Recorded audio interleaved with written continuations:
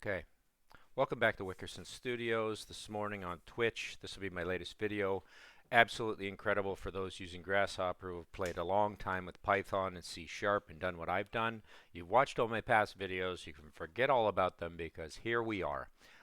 Something beautiful to go right into the Rhino Grasshopper canvas, use GH Python nodes, and then be able to hook up and do things that you need. So, what did I do?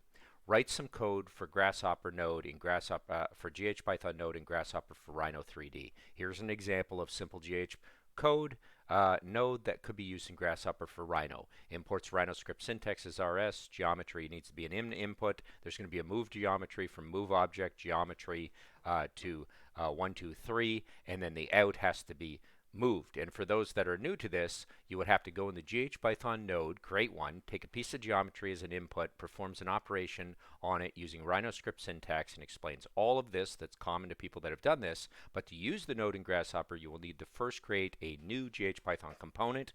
And it doesn't go into the particulars, but what you do need to know is make sure your types are set correctly to integers or to geometry types or whatever that type is.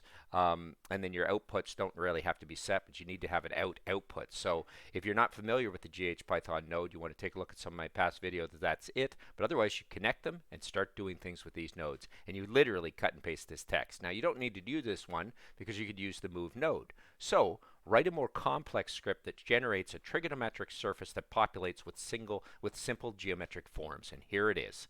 Here's an example of a more complex script that generates a trigonometric surface and populates it with simple geometric forms. Rhino script syntax and math. It's going to set some variables, width and height. It's going to move in, set some more variables for defining the number of points on the surface. The comments are so easy to follow, and it will create a list that you're going to use later, and then it's going to use this nested loop to generate a math-controlled surface to pull out points and make those points appending, and from that you're going to add a mesh using those points that are going to go by those variables that we've created, which is absolutely outstanding. The number of forms it's chosen to use 1,000, so you can alter this once you put this into a GH Python node. You have to keep in mind what are the inputs, what are the outputs, so you can make your node work. But for anybody who's good at this, your work is done trying to problem solve these scripts. Generate the geometric forms, and I think they go through here and decide spheres will be what they add, and then they will put those forms on those points within that mesh, and they will out the mesh and those forms. So you get your two outputs that you have to put in, and you have your inputs you have to put in. Holy cow. The script generates a polygon mesh using trigonometric function and then creates a number of geometric forms, in this case spheres, and positions them randomly on the surface of the mesh. So if you computationally see this done in your head, you can just start speaking to chat OpenAI and it will do what you want without any typing, without any scripting. Absolutely incredible.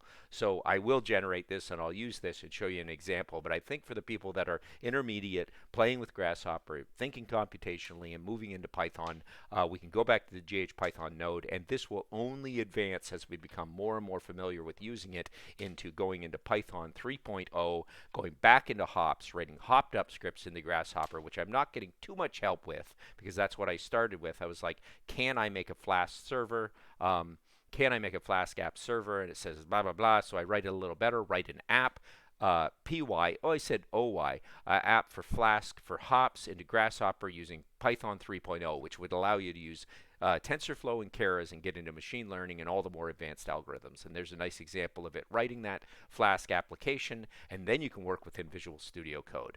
Absolutely incredible. So start with the basics, start with your move, start with your more complex algorithms.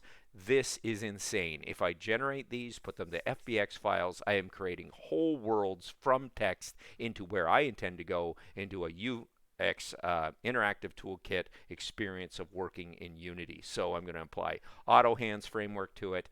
There's nothing I can't do now. I simply say what I want to do and then I do it. Thanks very much for watching. Very exciting.